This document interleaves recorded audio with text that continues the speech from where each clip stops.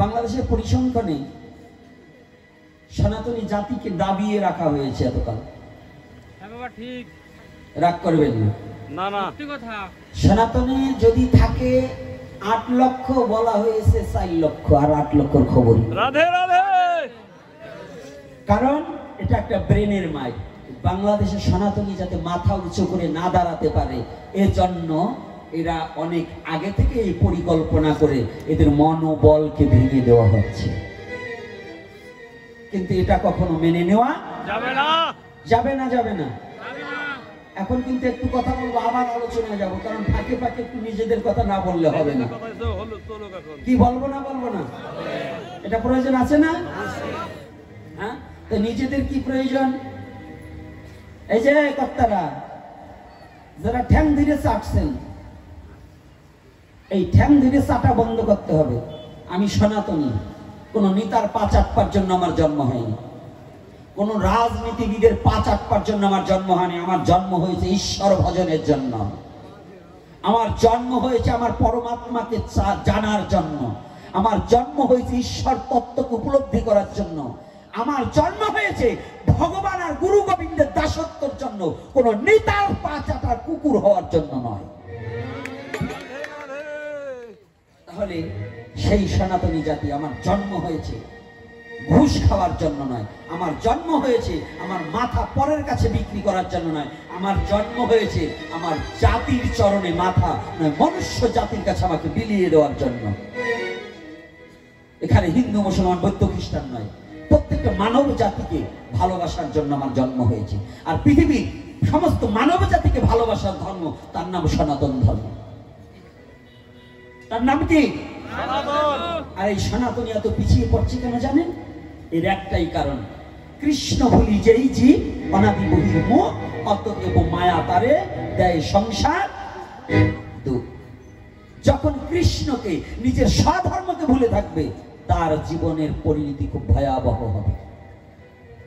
আর আমাদের কিছু বাংলাদেশে কিছু মন্দির কমিটি হয়েছে, ওরা নিজেদের পেট ভরা ছাড়া আর কিছু বোঝে না।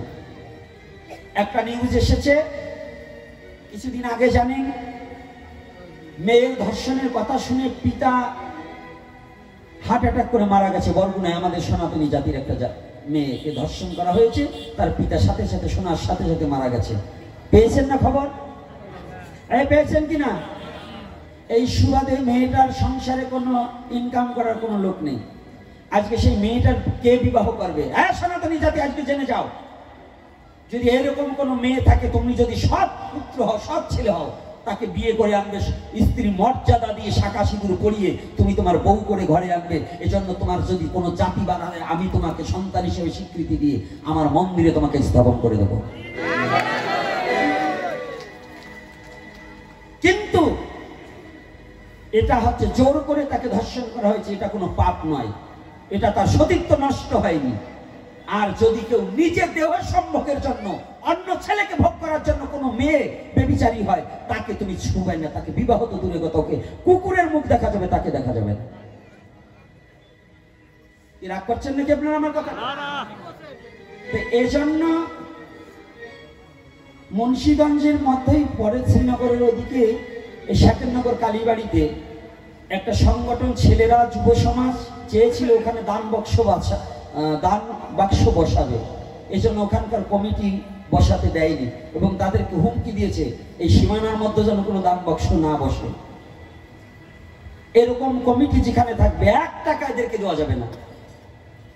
কারণ যারা নিজের জাতির স্বার্থে নয়, প্রত্যেকটা প্রায় জায়গার কমিটি আজকাল নিজেদের স্বার্থে কাজ করছে, অর্থ চুরি করে। মন্দিরের এত অর্থ হয়, মন্দিরগুলো স্বর্ণ দিয়ে বাঁধানো যেত, এই অর্থগুলো কোথায় যায়? যায় কোথায়? তাহলে এরা জাতির স্বার্থে যদি কোনো বৈষ্ণব, যদি কোনো ব্রাহ্মণ, যদি কোনো কমিটি, যদি কোনো মন্দির কমিটি, যদি কোনো এই যে মেলার কমিটি যদি জাতির স্বার্থে এগোতে না আসে, ওই সমস্ত জায়গার যাওয়ার চেয়ে আমি মনে করি পায়খানায় বসে 2 ঘন্টা পায়খানা করাটাও শ্রেয়, ওই সমস্ত জায়গা পবিত্র নয়। কারণ যে নিজের জাতির জন্য কিছু করতে পারবে না, তো মানুষই নয়। জাতীয় চেতনা যাদের মধ্যে কাজ করে না, সে কি কখনো মানুষ হতে পারে? মূর্তি করে পূজা করতেছিস, আর জ্যান্ত মূর্তিকে কষ্ট দিচ্ছিস। তুই ল্যাংটা কালী পুজো করতেছিস ওখানে বসে মা মূর্তি করে, ঠিক আছে, এটা ধর্মীয়, হ্যাঁ ঠিক আছে। মা প্রত্যেকদিন ল্যাংটা হয় নাই, একবার হয়েছে, সে যে কোনো কারণে হোক। আবার যদি বলি জগৎ জননী এত প্রসব হয়, একটা বাচ্চা প্রসব করতে সময় তাই তার কাপড় থাকে না শরীরে, আর সে অহর্নিশি জগৎ জননী সন্তান প্রসব করে, সে না পড়লেও কোনো কিছু আসে যায় না। তবু একটা কথা বলছি যুক্তিতে, কি বলছি তাই শুনুন, যে আমরা মূর্তি করে পূজা করছি, আপনি কি একটিবার ভেবে দেখেছেন যে মূর্তি চলতে পারছে না, সেই মূর্তিটাকে আপনি পূজা করছেন? আর আমার মেয়ে, আমার মা, আমার সন্তান আজ ধর্ষিত হচ্ছে, আমার মেয়ে লাঞ্ছিত হচ্ছে, প্রিজেন্ট করছে, তার প্রতিবাদী হচ্ছি না, অসহায়ের পাশে দাঁড়াচ্ছি না, মন্দিরে যে মা মা করে বড় ভোগ লাগাচ্ছি, 100 মণ চালের খিচুড়ি দিচ্ছি, ওই খিচুড়ি কুকুরের খাবার ছাড়া কোনো মানবের খাবার হতে পারে না। অর্থাৎ যে খিচুড়ি রান্না করে ভোগ লাগাচ্ছি কিন্তু জ্যান্ত মানুষকে অবজ্ঞা করছি, এটা কখনো প্রসাদ হতে পারে না। হতে পারে না? কথা বলেন না কেন? হতে পারে? 100 মণ চাউলের খিচুড়ি রান্নার চেয়ে যদি একটা মায়ের লজ্জা নিবারণ করা যায়, ওই 100 মণের চেয়ে আমি একটা মা, এইটাই সবচেয়ে শ্রেষ্ঠ ধর্ম। আগে নিজের জাতীয়তা রক্ষা। ভুলে গেছো তুমি? দুঃশাসনের দল যখন দ্রৌপদীর বস্ত্র হরণ করেছিল, সেদিন একমাত্র গোবিন্দ নিজে তার বস্ত্র দিয়ে দ্রৌপদীকে লজ্জা নিবারণ করেছিল না? তাই করেনি? আর তুমি সেই ধর্মে জন্মগ্রহণ করে পশুর মতো ব্যবহার করছো, সেই সনাতনে জন্মগ্রহণ করে তোমার দ্বারা নারী নির্যাতন হবে, তোমার দ্বারা নারী ধর্ষিত হবে, তোমার দ্বারা নারীর অসম্মান হবে। তুমি কেমন মানুষ? তুমি তো পশুর চেয়ে জানোয়ার। ধর্ম করছো, ধর্ম করছো, চুলদারি মালা তিলক করলে ধর্ম হয়ে গেল না? এগুলোই ধর্ম। যদি তোমার জাতির জন্য কিছু না করতে পারো, আর্য মহর্ষিরা নিজের স্বজাতির জন্য জীবন বলিদান করেছে, তুমি ভুলে গেছো আর্য মহর্ষিদের কথা, আমাদের পিতৃপুরুষের কথা ভুলে গেছো? হ্যাঁ সনাতনী জাতি, এগুলিকে পরিত্যাগ করে আসো। যাদের পা চেটেছেন তারা আপনার পাশে দাঁড়াবার কেউ নাই। আজকে দেখুন বাংলাদেশের প্রধানমন্ত্রী, সে তার বংশাবলী নিয়ে সরেছে, এই বাংলাদেশে তার বংশাবলী নিয়ে সে চলে গেছে। আপনারা যতই লাফাইয়েছেন, আপনাদের একজনকে নিয়েছে? হ্যাঁ, জনগণের খোঁজ নেওয়ার কোন নেতা আছে এখন? কত জনগণ লাঞ্ছিত বঞ্চিত হচ্ছে, কত জনগণ রাস্তায় পড়ে মার খাচ্ছে। আজকে নেতারা কোথায় গেছে? নেতারা ঠিকই তাকে এক বাড়ি ভাঙছে, ওরকম 10টা তারা গড়ার মতো অর্থ আছে। আপনার কি আছে? তাহলে আমরা কোনো নেতার চামচামি করব না, আমরা সনাতনকে যে ভালোবাসবে আমরা তাদের হয়ে কাজ করবো, না হলে না। আমার জাতিকে যে বাঁচার অনুপ্রেরণা দেবে, আমার জাতির লজ্জা যে নিবারণ করবে, আমার অন্নের অভাব যারা আছে তার মুখে যে অন্ন তুলে দেবে, আমি তাকে শ্রদ্ধা করি, তাকে ভালোবাসি, আমি সেই দলের অনুসারী। না হলে আমি কোন দলকে সাপোর্ট করি না। রাগ হচ্ছে নাকি? রাগ হচ্ছে নাকি? মনে থাকবে না তো? আবার আইসে একখান সিঁদুরের কৌটা দিলেই যেন আবার ভুলিয়ে যান না। আজকাল হিন্দু করা যাইয়া হিন্দু পিটি করছে, কি কায়দা করে ভোট কিনা দেশে চোরার বেটা চোরারা একখানা সিঁদুর নিয়ে যাইয়ে কয়, বৌদি এই সিঁদুর দিচ্ছি, এইটাই তো তোমাদের কাছে তোমাদের দামের দাবি। উনি একেবারে খাইছে, সিঁদুর দেশে 10 টাকা হইলে একটা সিঁদুরের কৌটা পাওয়া যায়। আর যদি এই সিলটা মারতে ভুল করো, তাহলে জীবন সারা জীবন পস্তাতে হবে। কি আমি পর পুরুষের হাতের দেওয়া সিঁদুর নেবো কেন? আমার স্বামী সীতায় সিঁদুর দিয়েছে, সেইটা মুসি ফেলে টিপ পড়তে পারো, আর ওই আর পর পুরুষ এসে সিঁদুর দেবে সেইটা গ্রহণ করে। ওরে সতী রে, এই সতীগুলো পিটিয়ে বাড়িতে নামাতে। রাগ করছেন নাকি? আমা আপনাকে বলছি না, ওই রকম যারা করে ওই কটারে আপনারা ভালো। কি বাবা সাবধান। কি এরকম করে কি না বলুন? আমার নিজের চোখে দেখা সিঁদুর নিয়ে যেয়ে ওই দিচ্ছে, তা আমি পর পুরুষের হাতে সিঁদুর নেবো কেন? রাইট নাই। কি রাইট আছে? নাই। হ্যাঁ, তাহলে এগুলো নেবো কেন? এগুলো নিয়ে বন্ধ করবেন। কোন জায়গায় সামনে ইলেকশন হোক, যা হোক, এই ইউনিয়ন পর্যায়ে ইলেকশন হোক আর রাজার ভোট হোক, ওই কোনো দিওয়া ছাড়া কিচ্ছু খাবেন না। আপনার নিঃস্বাধীন। ওই চেয়ারম্যানরা বলতে পারবেন আপনার কাছে 1 টাকা খাইনি, আপনার কাছে আমি টাকা না। আর ওই 1 কাপ চা খাইছেন তো আপনার মাথা বিক্রি হয়ে গেছে। এই বেচাবেচি বন্ধ করুন। আমার ধর্মকে যে ভালোবাসবে সে কোন দল কোন পার্টি করে ওটা আমি দেখবো না, কিন্তু আমার ধর্ম সম্বন্ধে যে বিকৃত আলোচনা করবে, আমার জাতিকে যে নিঃস্ব করার চেষ্টা করবে, সে যত বড় নেতা হোক তাকে আমি মানি না। নাকি? রাধে রাধে। সে যত বড় নেতা হোক আমি তাকে শ্রদ্ধা করব, যার দ্বারা আমার সমাজের ক্ষতি হবে, আমার জাতির ক্ষতি হবে, মনুষ্য জাতির ক্ষতি হবে, এটাকে আমরা মানি না। এজন্য আমি অনুরোধ করবো আপনাদের এই অঞ্চলে, আপনারা খুব ভালো আছেন, সবই ভালো আছেন, কিন্তু আমি বলতে চাই আমরা সনাতনকে যে ভালোবাসবে আমরা তার, না হলে আমরা কাউকে চিনি না, প্রয়োজন বোধে ভোট দেব না। মনে থাকবে? মনে থাকবে? কোনো টাকায় বিক্রি হওয়া যাবে না। রাধে রাধে। আমি কিন্তু ক্যানভাসার করতে আসিনি, তারপরে আজকে বলছি কেন জানেন? কারণ এখন দেওয়ালে পিঠ থেকে গেছে। বাংলাদেশে এই সিগাল কুকুরের জ্বালায় এখন আর চলাফেরা করতে খুব কষ্ট হয়। তাই আশা রাখি, আর একটা কথা বলে যাচ্ছি, আপনারা এই বেঈমানগুলোকে চিনে রাখবেন। বেঈমানগুলো চিনে কি? জ্যৈষ্ঠ মাসে ধান উঠবে, যে সমস্ত গুরু গোসাইরা এই বস্তা ধরে ধান কালেকশন করার আসবে, এরা কয়দিন জাতির জন্য পথে নেমেছে? কয়টা কথা বলছে? যদি জাতির জন্য সে কাজ না করে, আজকে শিষ্য করবে রাশি রাশি, এই রাশি রাশি শিষ্য করে বস্তা ভরিয়ে 200 মণ 300 মণ ধান নিয়ে গোলা ভরিয়ে হবে, আরামে খাবে, আর আপনি লাথি খাবেন, এখন আসবে না। একটু বিবেচনা করবেন, এই সাধারণ একটু গন্ডগোলে যে গুরু আপনার জন্য আপনার খোঁজ খবর নিচ্ছে না, ও যে জম যাতনার সময় আপনার পাশে দাঁড়াবে, কোনো বিশ্বাস আছে? নাই। আছে? নাই। তাহলে এগুলো হলো জাতীয় বেঈমান। ওরা ভয়তে চুপ করে থাকবে, বস্তা নিয়ে ঠিক ধান উঠলে যাবে, এগুলো দান দেওয়া বন্ধ করবে। এই দাম দেবার পারবেন না, কারণ ওরা তো নিজের জাতিকে চেনে না, ওরা নিজের উদর চেনে, খালি জাত গোষ্ঠী পেট ভরার জন্য কালেকশন করে বেড়াবে। এই কালেকশন বন্ধ।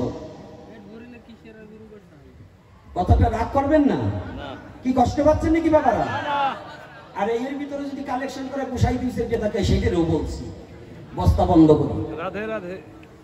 পরের টাইমে গোলা ভরবা, আর পরের যে সময় বিপদ আসবে কাছে যাবা না, এটা হবে না। এটা সনাতন থেকে উৎক্ষেপ করতে হবে। এই যুব সমাজ, কি মনে থাকবে তো? যারা জাতির জন্য কিছু করতে পারবে না, তাকে 10 পয়সা দেওয়া যাবে না। তাদের 10 পয়সা না, কারণ ওরা স্বার্থপরতা, বেঈমান। এই বেঈমানদের জন্য সনাতন ধর্ম নয়। সনাতন ধর্ম কাপুরুষের জন্য নয়, সনাতন ধর্ম বীর পুরুষের জন্য। সনাতনী কখনো বিড়ালের বাচ্চার মতো চলবে না, সনাতনী চলবে সিংহের শাবকের মতো, হুঙ্কার দিয়ে চলতে হবে। পারবে তো? রাধে রাধে। ভয় আছে নাকি? আমি কি রাজনীতি করছি? কোন দলের নিন্দা মন্দ করিনি। পন্ডিত একটা কয়, হ্যাঁ প্লিজ উঠেই দেবো। আর পন্ডিত এইগুলো নিয়ে হলো বিপদ বাবা, বুঝবেন না। যাক, পরে বলছি। তাহলে আজকে আমাদের সচেতনতা হতে হবে। ভগবানের লীলার সাথে সাথে লীলাও বলবো, আবার একটা প্রশ্ন আসছে, এই প্রশ্নের উত্তর দেবো।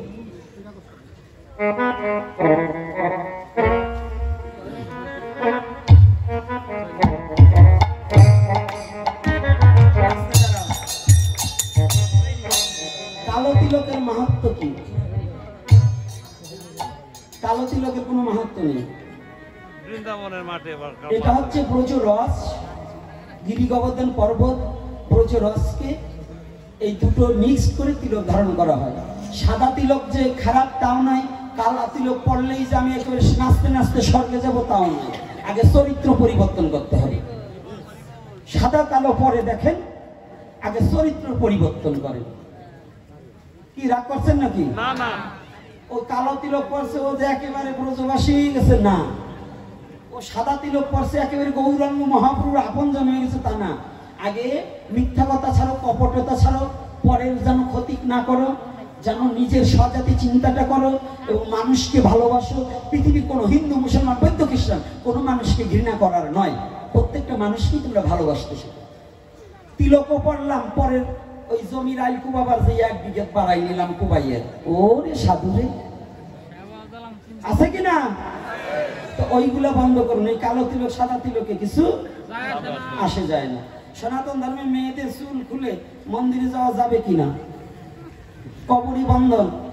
মেয়েদের কথা বলছেন কেন? বিধবা কটা গুরু ফিল করে তা তো কইলেন না।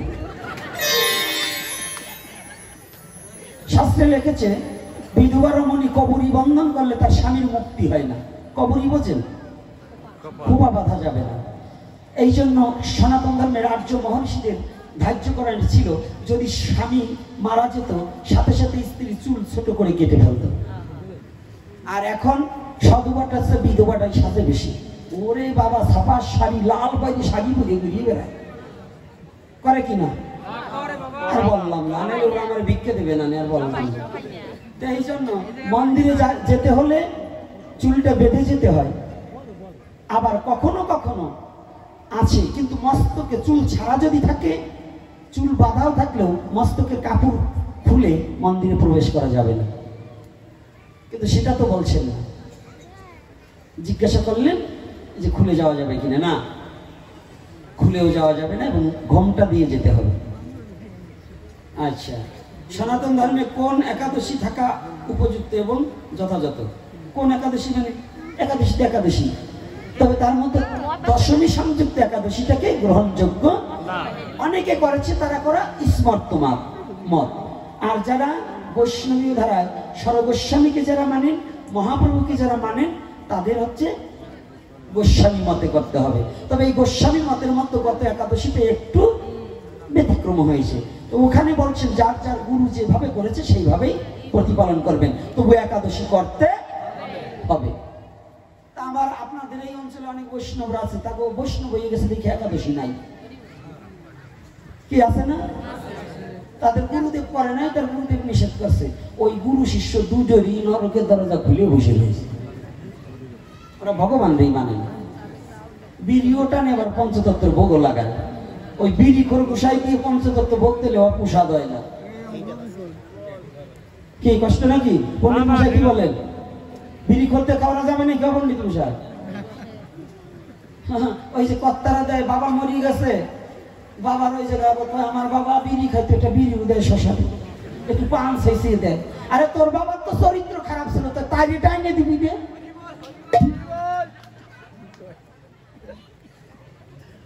এগুলো একটা হারামজাদাগিরি। অর্থাৎ বাবা যখন মারা যায় তখন স্বর্গীয় লাগান হয়। কি স্বর্গীয় লাগান হয় কিনা? তো স্বর্গীয় ব্যক্তি স্বর্গে কি পান বিড়ি খায় নাকি? মাছের মাথা দেখায় না? মাছের মাথাটা নিয়ে দেয় শ্মশানের উপর, ওটা পেটের কার্য। কোন যদি সঠিক পুত্র হয়, তার মা বাবার কাজে কোনোদিন সে শ্রাদ্ধে মৎস্য দেবে না। সৎ পুত্র কোনোদিন তার মা বাবাকে নরকে ঠেলে দেওয়ার পথ খুলবে না।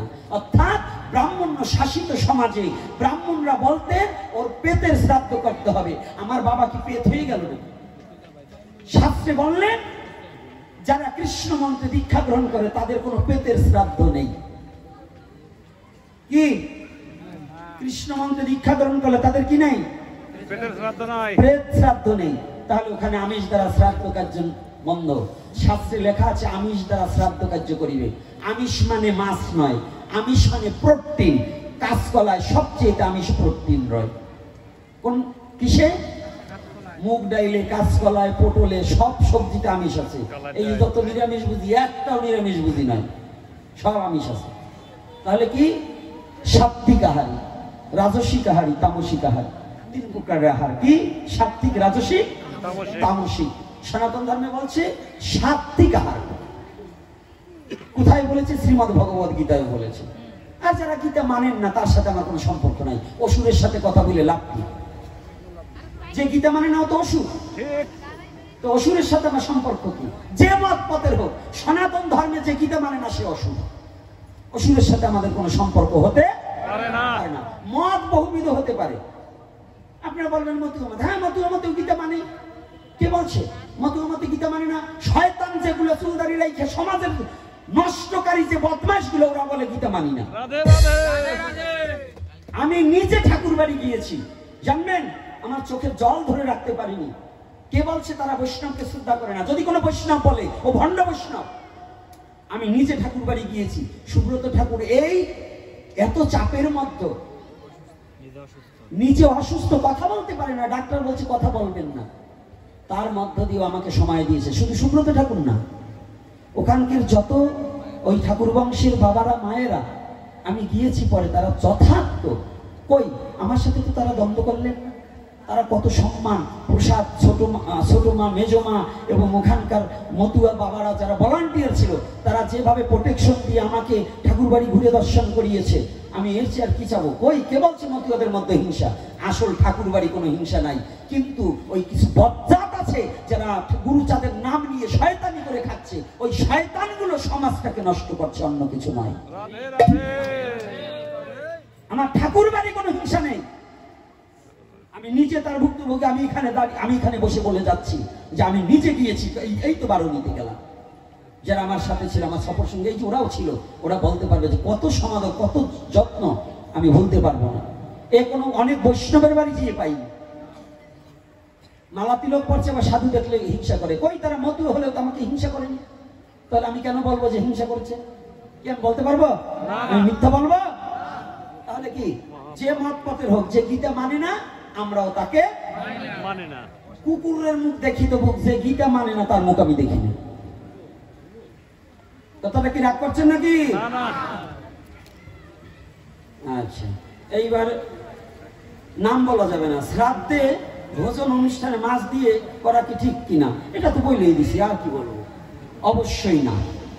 যারা আগে দিয়েছেন, বাবা আগে জানিনি, এই পাকুড়লে আসতে মাটির মধ্যে দিয়ে, কাদা মাটি দিয়ে হাইটে আসতে হইতো না? পাকা রাস্তা ছিল? বর্ষা দিনে নৌকায় আসতে হতো না? আচ্ছা, এখন কি গাড়ি নিয়ে ঢুকছি আজকে, তাই এটা কি পরিবর্তন হয়েছে?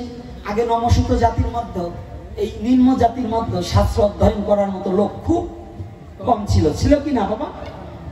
একখানা পঞ্জিকা পড়তে একাদশী নয়, আমাবস্যা কবে তাও ব্রাহ্মণ বাড়ি যেতে হতো। ওরা ওই কৌশলে আপনাকে অধর্মের পথ দেখাতো। এজন্য শাস্ত্রে আছে কাঁচকলা দ্বারা শ্রাদ্ধ কার্য করিবে, কাঁচকলায় আমিষ প্রোটিন। তো ওরা মনে মনে করলো কাঁচকলা যখন বেছে, তো ওই দিয়ে কায়দা করে খাইতে হলে তো দুটো মাছের দরকার, ওই জন্য ওই মাছ ঢুকিয়ে দিয়েছে, যে ওইটি না হইলে হবে না। কিন্তু এখন তো সনাতন ধর্মের প্রত্যেক জাতির মধ্যে, ওই ব্রাহ্মণদের মধ্যে ভালো ব্রাহ্মণ এখন হয়েছে। আপনারা খালি ব্রাহ্মণের দোষ দিলে হবে না, ওই কিছু অনাচারী আছে, পাণ্ডিত্য দেখাবার যে খালি শ্লোক মুখস্থ বলে, কিন্তু হিংসা করে দফা সারে, ওই শয়তানগুলো হলো ক্রিমিনাল। আর প্রকৃত ব্রাহ্মণ যারা এখন, তারা কিন্তু অনেক সাম্যবাদের কথা এবং সাম্যবাদ ভাবে চলছে, জাতির উন্নতির জন্য অনেক কাজ করছে। আপনাকে কি বলবো, রতন চক্রবর্তী এই শিবচরের, সে আমাদের সহযোদ্ধা হয়ে কাজ করছে। এই বাংলাদেশের মধ্যে কুশলবরণ চক্রবর্তী, তিনি আমাদের সনাতনের জন্য, আপনার জাতির জন্য মায়ের পর্যন্ত খেয়েছে। এনাকে কি প্রণাম করা যায় না? যে ব্রাহ্মণ্যত পরিত্যাগ করে একজন শূদ্রের পায়েও সে সাধুগুরু বৈষ্ণবের পায়ে প্রণাম করে, এই কুশলবরণ চক্রবর্তী নিজে ভুল লণ্ঠিত হয়ে প্রণাম করে। তাহলে এই ব্যক্তিকে শ্রদ্ধা না করে পারা যায়? তাকে প্রণাম না করে পারা যায়? যে তার অভিমানকে পরিত্যাগ করছে। শুধু এটা নয়, সে একজন গবেষক, শাস্ত্রের উপরে ডক্টরেট করেছে, ভার্সিটি লেকচারার। তাহলে সেই ব্যক্তি যদি একজন সাধারণ ভক্তের চরণে লুটিয়ে পড়তে পারে, জাতির জন্য মায়ের খেতে পারে, আমি মনে করি ওই একখানা কালী পুজো করার চেয়ে ওই কুশলবরণ চক্রবর্তীকে প্রণাম করলে ঠগা হয় না কোনো অংশে। ব্রাহ্মণও আছে আর বাউনও আছে, এই জন্য ওই রকম ব্রাহ্মণ যদি থাকে আমি প্রণাম করি। তাই ওরা এই খাওয়ার বুদ্ধি করতে। এই জন্য আপনারা যারা সচেতন মায়েরা, বাবারা, আপনাদের অনুরোধ করছি, যার যার মা বাবার শ্রাদ্ধে মৎস্যটাকে পরিত্যাগ করার চেষ্টা করুন। রাধে রাধে। পারবেন কি? রাধে রাধে। আপনি অন্যদিন খান, শুধু ওই শ্রাদ্ধর দিন পরিত্যাগ করুন, শ্রাদ্ধে পরিত্যাগ করুন।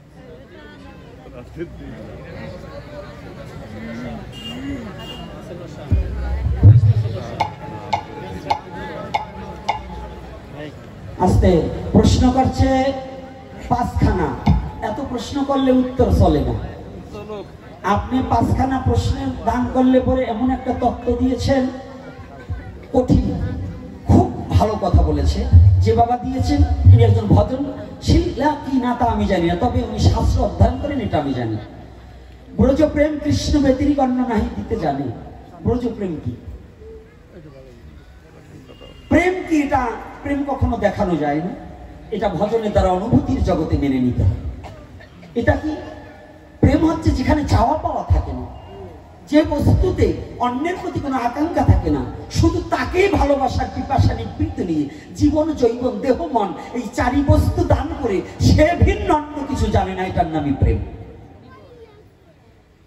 এটার নামই প্রেম। আর কাম কি? আত্ম ইন্দ্রিয় প্রীতিবাঞ্ছা তাহে কহি কাম, কৃষ্ণ ইন্দ্রিয় প্রীতিবাঞ্ছা ধরে প্রেম না। তাহলে প্রথম কথা এখানেই শেষ। এইবার যাই আর এক প্রশ্নের দেশ। এই প্রেম দাপড়েই দিতে পারতেন, দিলেন না কেন? না, এখানে আপনি বোঝেন, এখানে একটু দিতে পারতেন, দিলেন না কেন? এটা দুটো প্রশ্ন হয়ে যায়। এই প্রশ্নবাদক প্রশ্ন করা যাবে না। কেন প্রশ্নবাদক প্রশ্ন করা যাবে না? এটা ভগবানের ব্যাপার, তিনি দেন নাই কেন? এখন তার কথা আসতে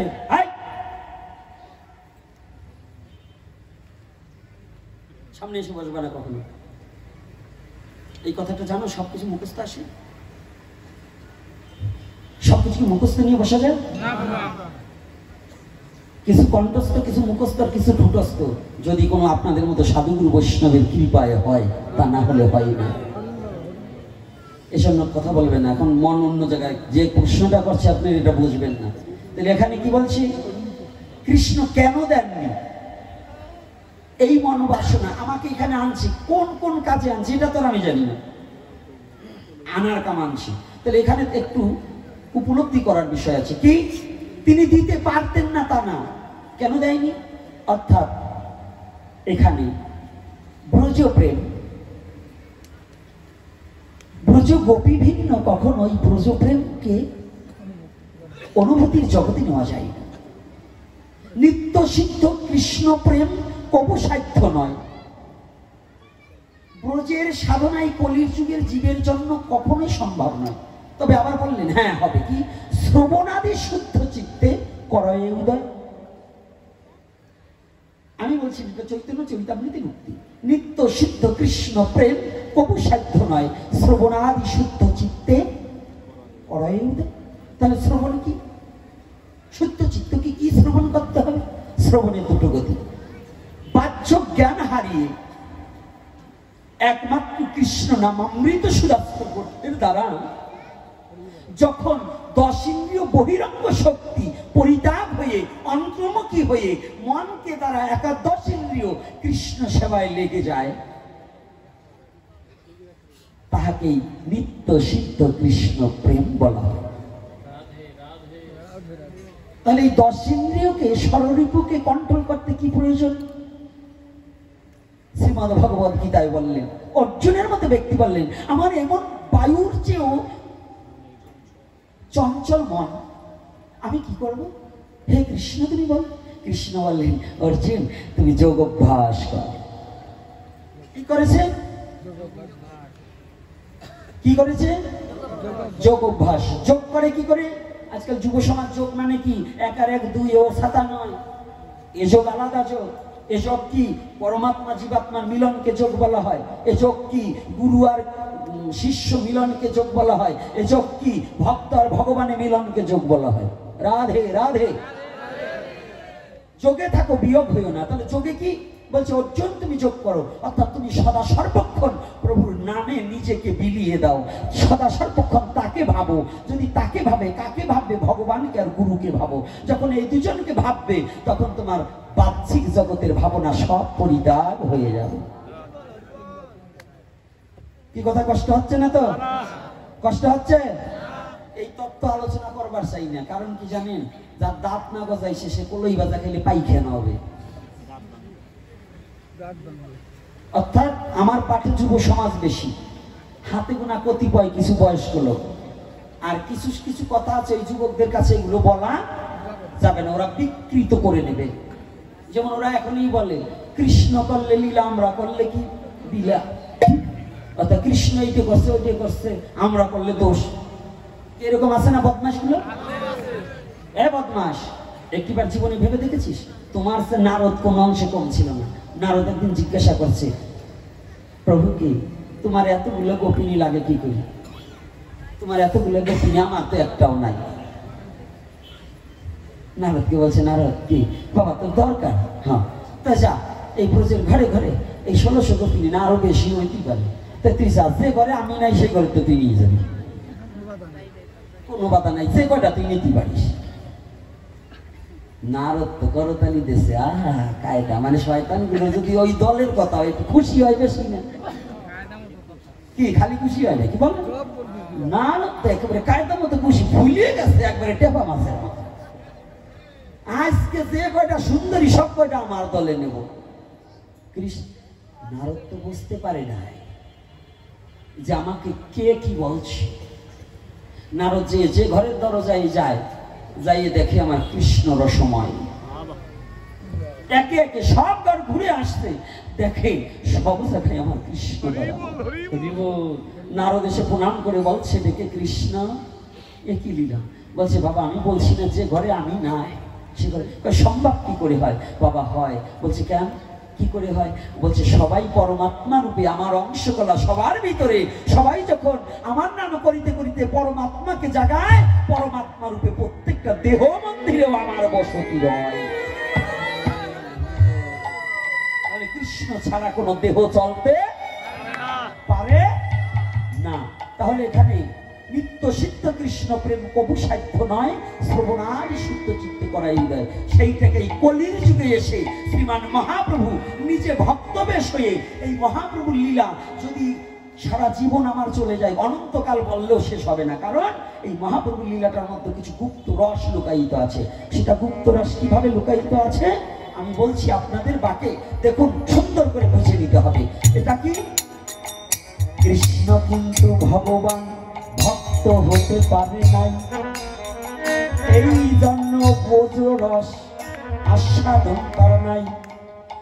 রস তৈরি করেছে কিন্তু খেতে পারে না, এই রস পাবার জন্য হলো চৈতন্য গোসাই।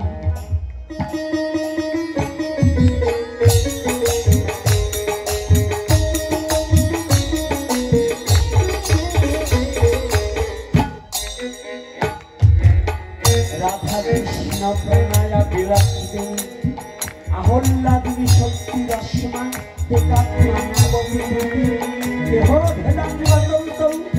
চৈতন্য প্রকট মধুনায় তদয় সত্যমান্ত রাধা ভাবী সুগলিতম নৈমিকৃষ্ণ স্বরূপম কৃষ্ণ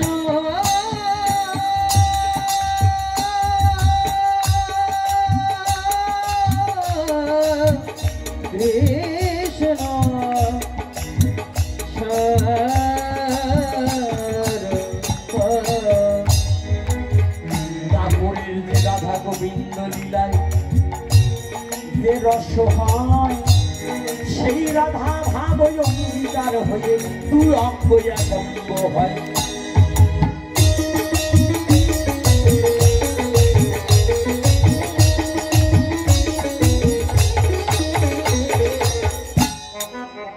রাধা প্রেম সবাই বলে, রাধা প্রেম রাধা স্তুতি বাদে করে, এ কথা কিন্তু কোন জ্ঞানী লোক নাহি বলে।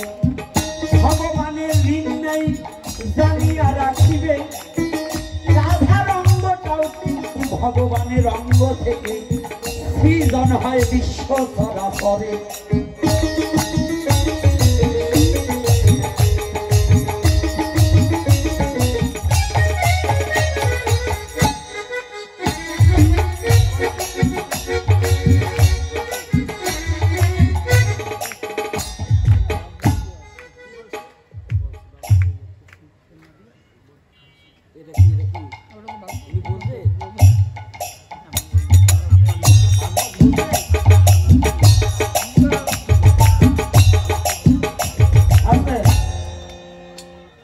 এই কথার মানে কি বোঝার মতো জ্ঞান হয়েছে?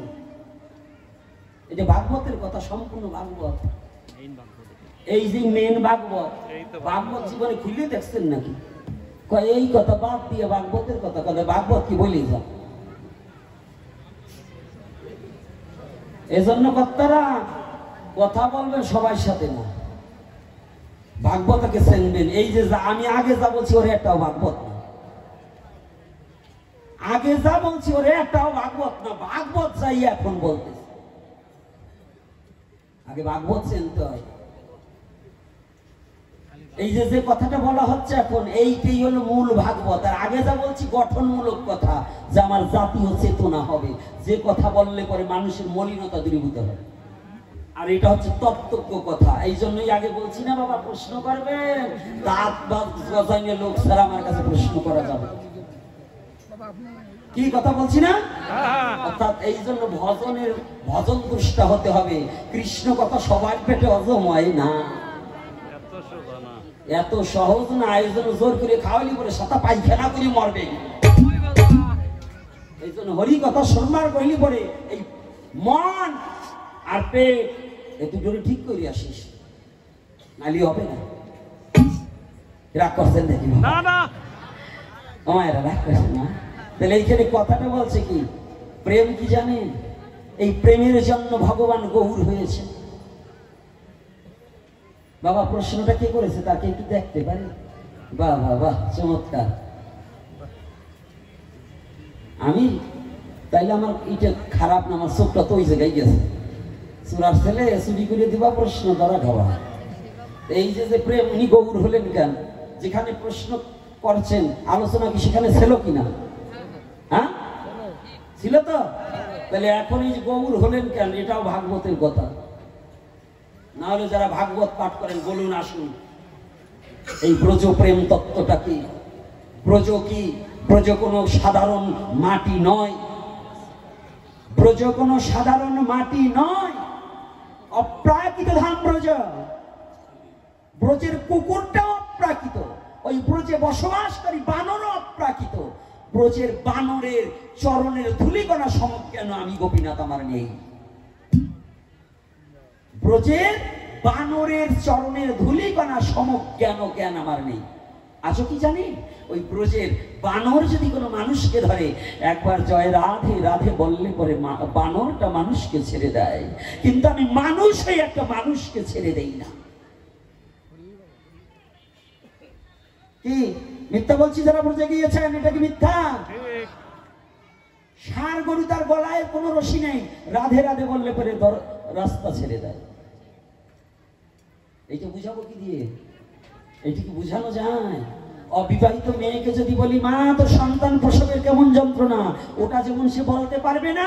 যারা জীবনে ভজন করে না, যারা কোনোদিন রাধা তত্ত্বকে উপলব্ধি করে না, কৃষ্ণকে ভালোবাসতে জানে না, তারা জীবনে ওই তত্ত্ব বুঝবে না। সাধনা করতে রাগ করছেন নাকি?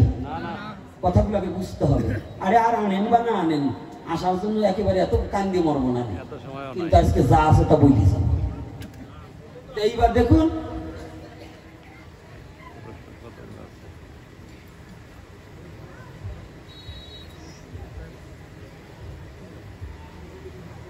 না এই তিল ঠিক এই সৃষ্টি হইল আমার প্রশ্নের মধ্য না বাবা।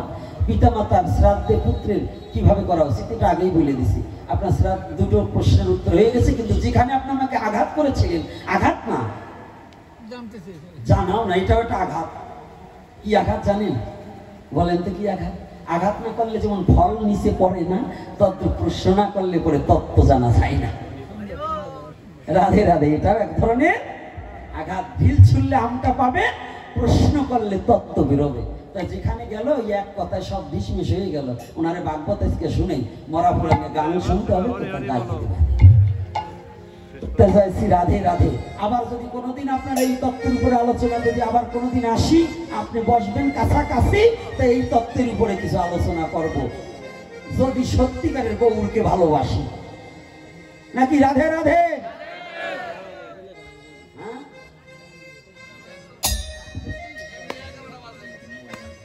মৃত ব্যক্তিকে শ্মশানে তুলসী পাতা দেওয়া হয়। কি তুলসী পাতা না, শ্মশানে কিন্তু তুলসী ডালও দিতে হবে। তুলসী কাষ্ঠ দিয়ে দাহন করা বৈধ, আমের পল্লব না। আমের পল্লবের কথা, আমের ডাল দেওয়ার কথা কোনো শাস্ত্রে নেই। পুরাণে লেখা আছে তুলসী গাছ দেওয়ার কথা। মৃত্যু ব্যক্তিকে পোড়াতে হলে তুলসী গাছ দেওয়ার কথা। হ্যাঁ, তুলসী চন্দন, চন্দন তো আছে, তুলসী। কিন্তু আমরা অনেকে এই তুলসীর গুরুত্ব কি জানেন? বিজ্ঞান পর্যন্ত তুলসীর গুণ বর্ণনা করতে পারেনি। পৃথিবীর যত বৃক্ষ আছে তার মধ্যে শ্রেষ্ঠ বৃক্ষ হচ্ছে তুলসী, আর সেটাই পুজো করে সনাতন ধর্মের লোকে। আপনি বুঝবেন তো শ্রেষ্ঠ যাত্রা সনাতনে কায়দা আছে। হ্যাঁ কায়দা আছে। আরে যাবা যাও, পিছনে যাও, সামনে দিয়ে যাইও না। তো এইবার দেখুন, মৃত্যু ব্যক্তির চোখে তুলসী দিতে হয়। কেন দিতে হয়? তুলসী তলায় শোয়াতে হয়। অর্থাৎ প্রত্যেকটা দেহে জীবাণু আছে, এই জীবাণু নাশকারী বৃক্ষই একমাত্র তুলসী। বাবা একটু পরে যাও, একটু পরে যাও। আমি তোদের এত বড় পিছনে যেতে, তোরা পিছনে যাস না, তোদের একটু সমস্যা আছে মাথায়, তোরা পাবনা নিতে হবে।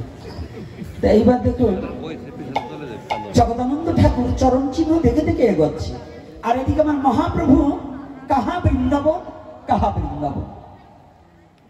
আমি ভাগবত বলছি শুনেন। এইবার যখন গৌর হরি যাচ্ছে কাহা বৃন্দাবন, কাহা বৃন্দাবন, গৌর হরি একটা বৃক্ষকে জড়িয়ে ধরছে। বাবা আপনি কেন, কোন কারণে গৌর হলেন এইবার একটু বুঝছেন? বৃক্ষকে জড়িয়ে ধরছে। ব্রজপ্রেম কত ব্রজে ভাবে ভাবিত হয়ে গৌর হরি নিজের বাহ্যক জ্ঞান হারিয়ে ফেলে বৃক্ষকে জড়িয়ে ধরে বলছে, ও ভাই তুমি কি বলতে পারো কোথায় বৃন্দাবন? ও ভাই তুমি কি বলতে পারো কোথায় শ্রীরাম সুদাম সখাগণ? ব্রজপ্রেমটা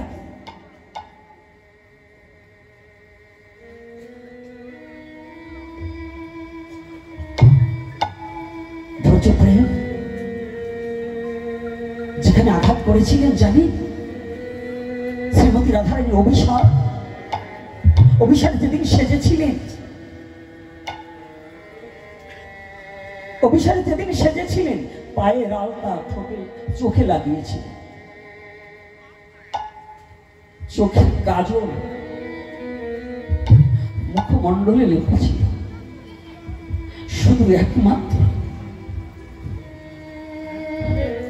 আমার গোবিন্দের বংশীর ধ্বনি শ্রবণ করে, শুধু বংশীর ধ্বনিটুকু, ওই আওয়াজটা কর্ণে যাওয়ার সাথে সাথে তাদের বাহ্যক জ্ঞান হারিয়ে গিয়েছে। এটাকে বলে ব্রজপ্রেম। নিজেকে যত সময় আমি থাকি তত সময় ব্রজপ্রেম থাকে। যখন আমিত্ব হারিয়ে স্বামিত্বকে বরণ করে নেওয়া যায়, তখন ব্রজপ্রেম এসে উদয় হয়ে যায়।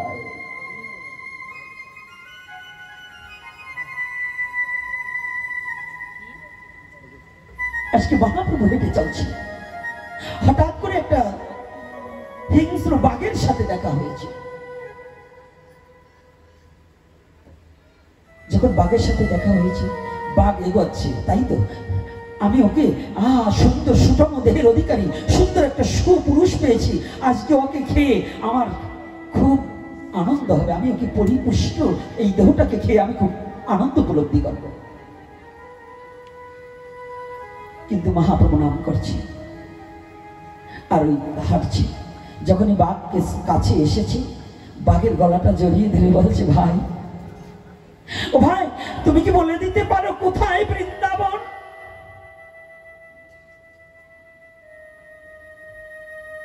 যখন বলেছে কোথায় বৃন্দাবন, মহাপ্রভুর পরশ যখন এই বাঘের গায়ে লেগেছে, ওর পশু জনম ধন্য হয়ে গিয়েছে, পশু জনম ধন্য হয়ে গিয়েছে। ওর আত্মচেতনা স্মৃতি জ্ঞান জাগ্রত হয়ে গেছে। অমনি বাঘ হিংসা ভুলে দুটি চোখের জল ছেড়ে দিয়ে বলছে, প্রভু দয়াময়, তুমি আমার মতো পশুকে কৃপা করবার এসেছো দয়াল।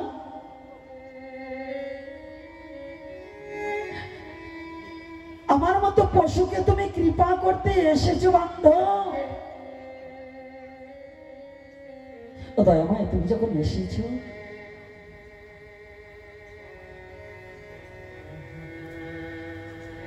তুমি যখন এসেছো প্রভু, আমাকে কথা দাও,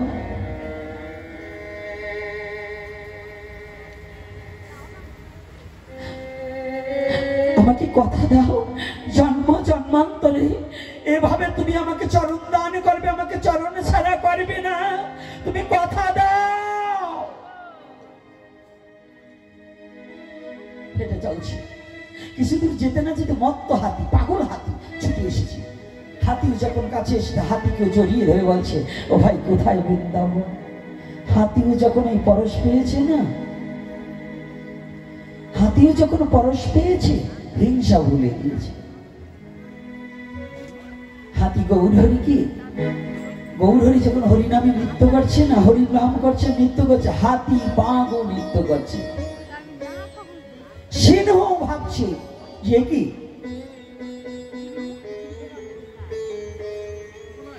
ওরা সবাই নাচছে কেন? ও ভালো খাবারের সন্ধান পেয়েছে, আমিও যাব। সিংহ যখন ছুটে এসেছে না, সিংহকেও যখন জড়িয়ে ধরেছে মহাপ্রভু, জড়িয়ে ধরার সাথে সাথে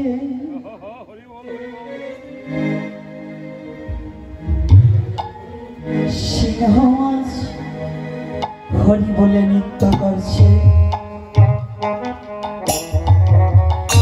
উল্লুক ভাল্লুক বানরাজি সবাই মহাপ্রভুকে ঘিরে ঘিরে খালি খণ্ডের বনের মধ্যে হরি হরি বলে। জয় নিতাই হরি বল, গৌর হরি বল।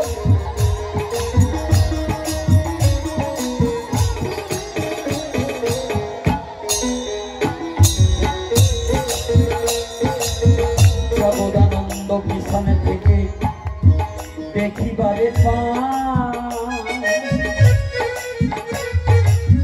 চতুর্দিকে সিংহ হাতি, মাঝখানে মহাপ্রভু রয়ে।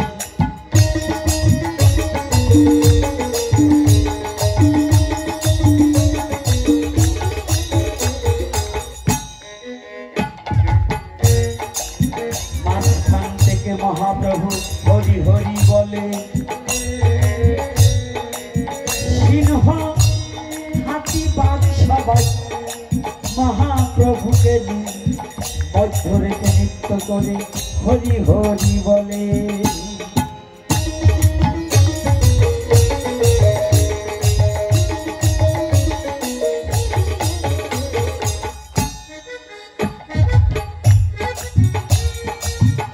এমনি ভাবিয়া যখন মহাপ্রভু আমার ভাবে বিভোর হই, হেনা কালে দূর হতে হরিণী দেখতে যে পাই।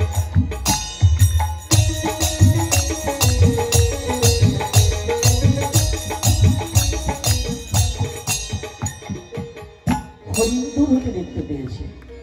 একই কোনদিন তো সিংহ হাতি বাঘ এবং মানুষ বানর একসাথে নৃত্য করে না। একই হলো আজকে আমাদের ঝাড়িখণ্ডে বনে হরিণ হরিণীকে ডেকে বলছে, ও হরিণী।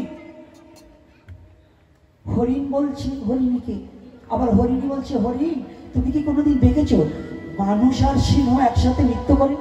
বলছি না তো। বলছে আজকে কি হলো গো? আর এই ব্যক্তিকে দেখছি সবার চেয়ে আলাদা, এর জ্যোতিতে যেন আমাদের ঝাড়িখণ্ড বন আলোকিত হয়েছে, এমন হয় কোনো সাধারণ ব্যক্তি নয়। আমি একটু গিয়ে দেখে আসবো। হরিণ বলছে, পুরুষ ছেলে তো? হরিণ বলছে, হরিণী আমি যাবো না, আমার প্রাণের মায়া আছে, দুটো বাচ্চা আছে। তুমি যাচ্ছ? তুমি গেলেই কতবার তারা খেয়েছো বাঘের, কতবার সিংহের তারা খেয়েছো, তোমার মনে নেই? বলছে তারা তো খেয়েছি, কিন্তু জীবনে তো কোনোদিন দেখিনি মানুষ হাতি সিংহ বাঘ একসাথে নাচে। আমি যাব, তুমি থাকো, আমি গিয়ে যাব, আমি দেখবো এই ব্যক্তিকে যার কাছে এসে সবাই নৃত্য করছে, আমি তাকে একটু দেখো। জীবনের মায়াকে পরিত্যাগ করি, জীবনের মায়াকে পরিত্যাগ করে ছুটে চলেছি।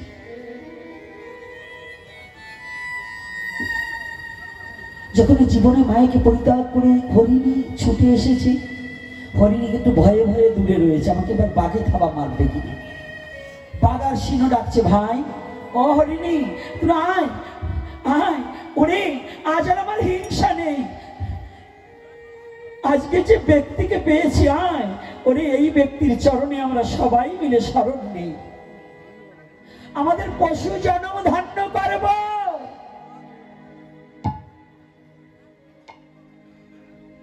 আমার পশু জন্মটাকে ধন্য করব। একটু ছুটে যান।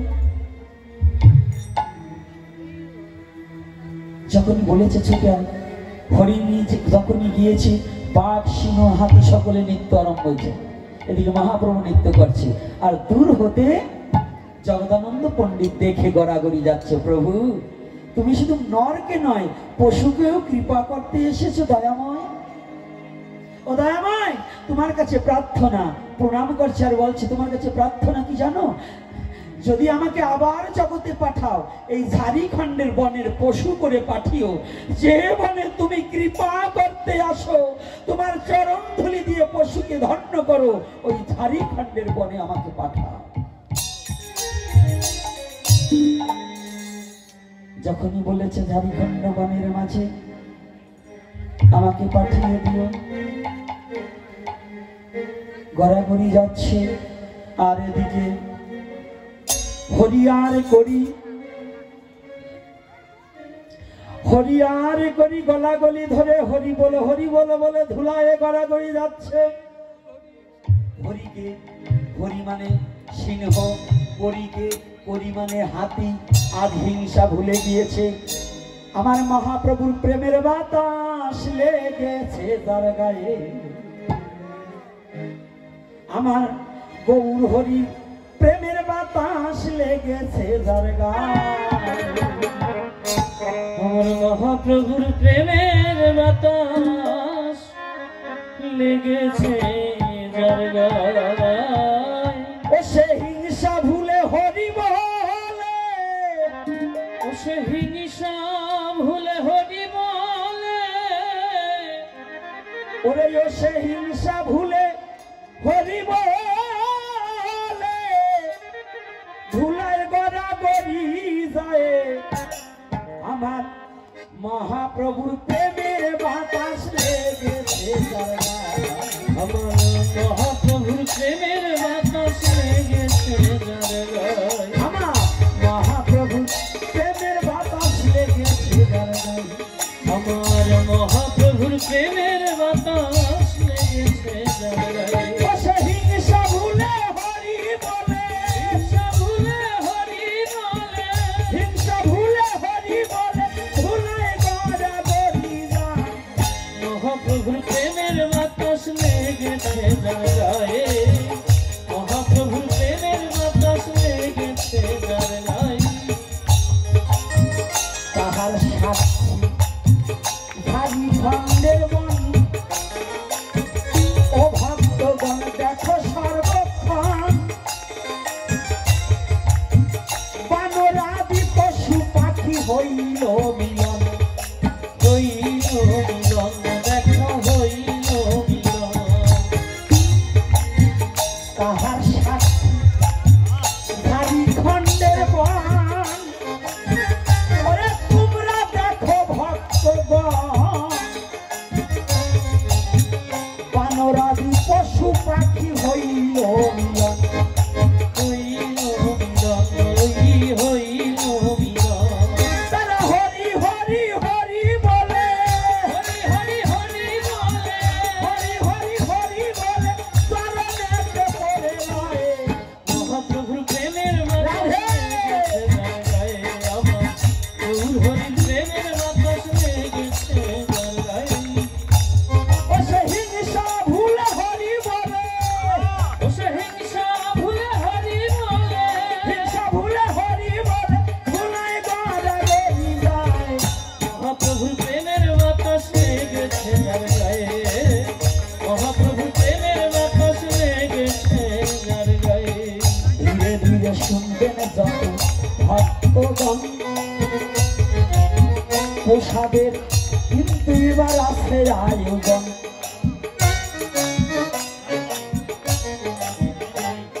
আর শৈলেন্দ্রবালা মহাশয় তাহার পুত্র আছে, মেডিকেলে ভর্তির জন্য পরীক্ষা দিয়েছি। অল্প কিছু মার্কের জন্য চান্স পায় নাই, দ্বিতীয়বার সেই ভক্ত পরীক্ষা দিতে চায়, আপনাদের অনুমতি যদি একটু পায়, যদি সে মেডিকেলে চান্স হয়ে যায়, চান্স হইলে পরে সে 3 দিবস ভাগবত হইবে এই বাড়ি। যদি আপনাদের ভক্তদের অনুমতি দেন, এই আশীর্বাদ একটু করি। আমি আশীর্বাদ করবেন, আপনারা আশীর্বাদ করবেন নাকি? কি অনুমতি আছে কি?